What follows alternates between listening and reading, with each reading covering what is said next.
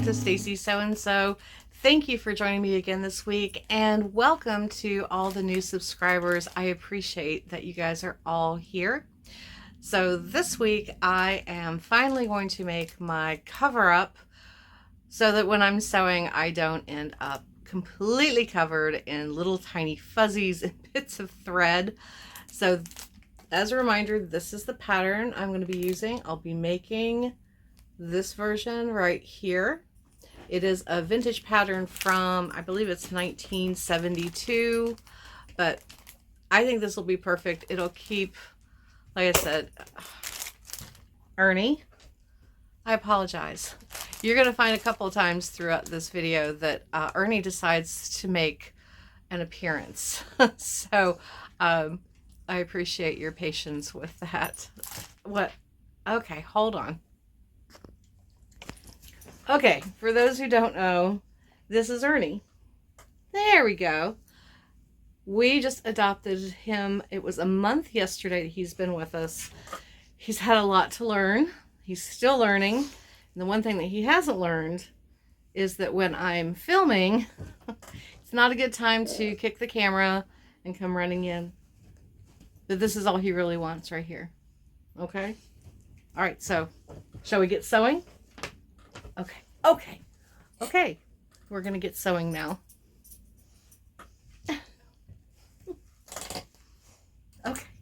Okay, I got all of the pattern pieces laid out. Now I just need to, I got the top parts cut out. There's the pockets, which are going to be in the royal blue. And then this is the top part of the smock. This is the front yoke, back yoke. Now all I need to do is cut out the bottom portion of the smock and the little flutter sleeve like this. Now the reason I did the top part of the yoke and the pockets in the blue is I tried laying out my pattern pieces and I did not have enough of this very cool fabric to do that. So we're just going to use two different kinds, and I appreciate how she decorated her pockets, so I think we'll add some trim, decorate it up, and make it really cute. Now, this part's really easy to cut out, thank goodness. Okay, now all of the pieces are laid out. According to the instructions, we are to begin by assembling the yoke front and back together and doing any prep work to our pockets. So I'm going to go ahead and just unpin these pattern pieces. And according to the instructions, did I go ahead and draw that? Yes, I did. Whoever had this pattern before me, they cut out their where the pleat's supposed to go, which I like. I had never actually done that before. I usually just put dots in. So I did go ahead and, you see the chalk line. I went ahead and drew those in. The whole thing is sewn together with 3/8 of an inch as opposed to 5/8 of an inch. Once I try it on, I may end up doing 5/8 of an inch because I had planned on cutting out a size 18 and I accidentally cut out the size 20. So I may change up the seam. All right, so we have our front, our back, and now our pocket. Okay, little update. Got the darts put in the back part of the yoke. Got the two front pieces attached. Now it says to stay stitch around the neck and to hem it. However, since the fabric that I am using, it does have the really pretty royal blue. There's a couple of girls wearing the royal blue, and many of them are wearing pink. The background, the main background of this fabric is this really pretty pink and white gingham. So I want to make sure that I add a touch of pink around the top. I had this extra piece of bias tape in one of my containers. So I think once I stay stitch it, I'm going to use that as a trim around the neck. That'll be really pretty. And it also coordinates with the pockets that I finished. There we go. Yes, I decided to add both pink and green gingham to pull out some of the colors from that main fabric. I love using rickrack.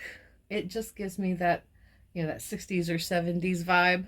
So these are all ready to go on. So those are going to be my next step. And then I will be focusing on, once I get this together, focusing on getting the bottom portion of the smock together.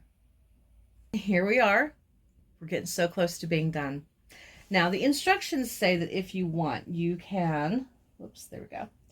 You can press this and just give it a little top stitch across here, which I think I'm going to do. I think it'll just make it look more finished. And I think it'll help it to just hang a little bit nicer. So I do believe that I'm going to do the top stitch. Next steps, once I do that, is to hem the front two pieces and make the placket to go down the front. Now, keep in mind, this calls for buttons. And I was looking for buttons, trying to decide which ones I wanted, but then I remembered something. When my ex-mother-in-law and her sisters used to wear theirs, they didn't have buttons on them. They had snaps. And then I remembered that I had this. Look at that. Every color snap in the rainbow. And I'm actually having a hard time deciding which ones to use because they have, the hot pink looks really nice. And then I also like the light pink because it really coordinates with the gingham and it coordinates with the trim around the neck and on the pockets. And then there are two different shades of blue. This blue matches the blue dress, but I don't think it coordinates as well with the blue at the top. You can really see that. Where this blue really matches. So I'm going to have to decide. I've got a little time to think about it because that will be the last thing that I do is to add snaps on the front.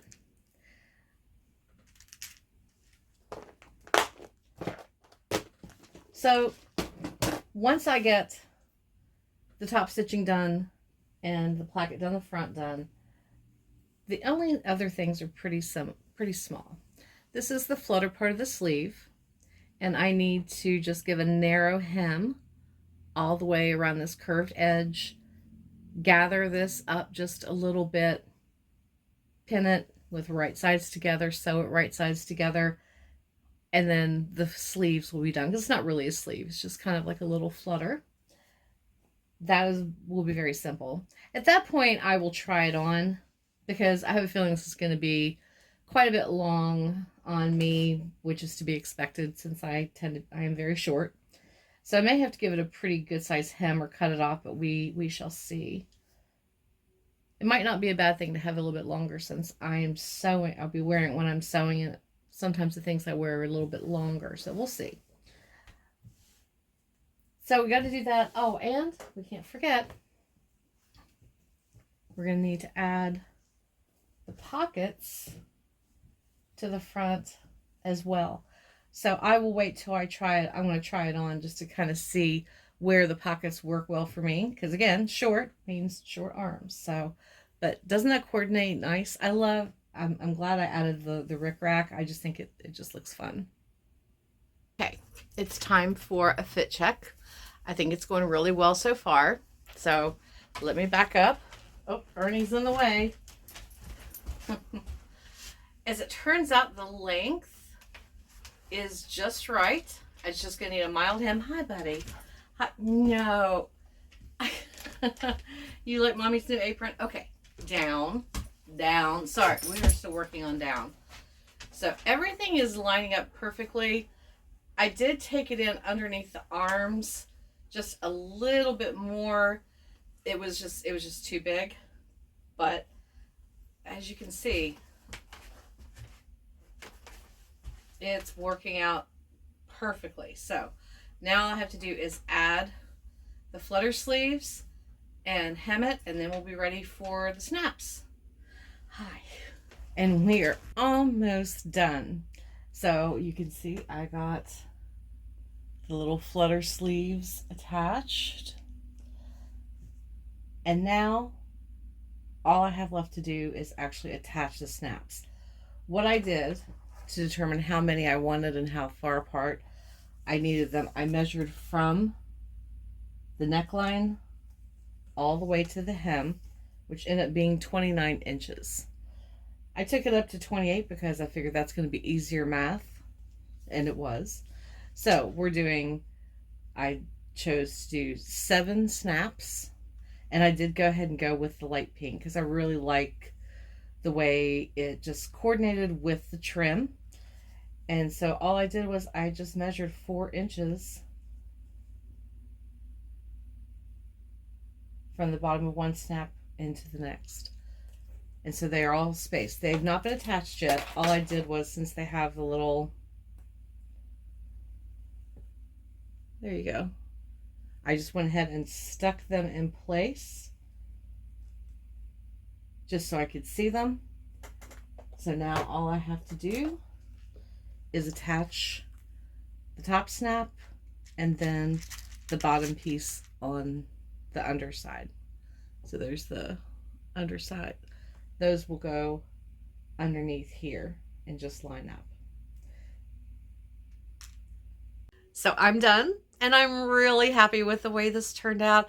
I love the way it fits, but I'll give you a couple of notes.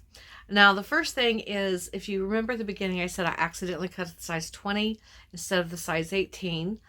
So all I did to counteract that was, since it calls for 3/8 of an inch seam allowance, there were a couple places that I boosted out to 5/8 of an inch. When I did the seams down the side, I boosted it just a little bit more because it definitely helped with the armholes. First, they were really big and it just didn't look right. So, but yeah, so those were really the only changes that I made as I was making this pattern. And I have to say, the instructions on this pattern were perfect. They were so easy to follow. Everything was very clearly stated. And of course, you still had all the diagrams and stuff too. So if you've been sewing for any amount of time, you know that is not always the case. Sometimes they're not detailed and they kind of leave you guessing, and people who write them in just think that you know more than you do. So if you're a beginner sewist, it can be a challenge. But these were fantastic. There is one more thing that I did that wasn't called for in the instructions. The little flounce sleeves. I wasn't sure how I felt about them because at first they were kind of really sticking up like this, and I was like, I don't know about that. But I know, I mean, the fabric is cotton. It's going to, the more I wear it, wash it, iron it, the material's going to relax, which is fine. But I wanted to do something now to kind of tame it just a little bit. So what I did was I did a little top stitch right along that top seam, and that really seemed to have helped. So I'm glad I did that, because before that, I gotta tell you, I really kind of felt like I kind of felt like the flying nun. Oh, I think I just dated myself. That's okay. If you don't know who the flying nun is, just Google. You'll find plenty of websites about it. So now I will back this camera up in a minute and I will give you a full shot of how this looks. And I'll also put some pictures up at the end of the video if you just want to see, up close of the print and the detailing. Now, one more thing was I did relaunch my website, and my website does have a shop. I'd had people asking me if I was ever going to sell some of the items that I make, and I am. Some of the samples that I make in these videos, I will be selling because I can't keep everything I make. My house is not big enough for that. So I will be putting up samples and selling them. I did have someone ask me on one of my other platforms if I was going to be selling this. I had to tell them no, because this one I did actually for me, but I will be making some to add to my shop, as well as some other different apron styles. So if you don't sew, or even if you do and you're like, I don't have time to make one of those, or I can't find that pattern, check out my shop and let me know what you think. But if right now my website is it's very basic.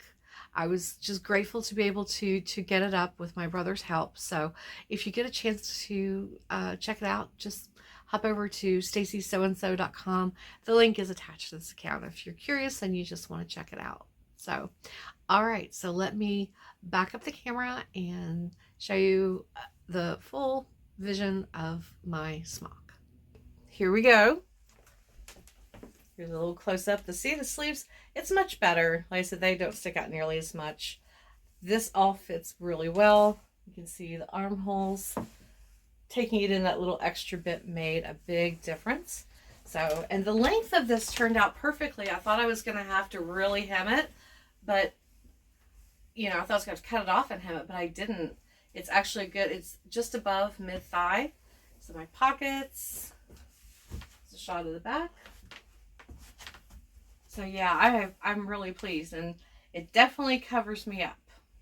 So thank you for joining me again this week. I will be back again next week with another video. I think I'm going to be working on another style of apron. Hopefully. I downloaded it. It's a PDF pattern. I have to put it together. I don't think it's going to be extensive to put together. It shouldn't be too hard, so I should be able to do that. So I think next week I'll be working on that particular apron. If not, then I will be doing more of the crisscross back aprons with a little twist on the pockets. I have been on the search for some templates to make more customized pockets for some of those aprons. So if I don't do that video this week, it'll be the following week. So you'll just have to tune back in and see what I get up to. Until then, I hope you have a wonderful week. And as always, happy sewing.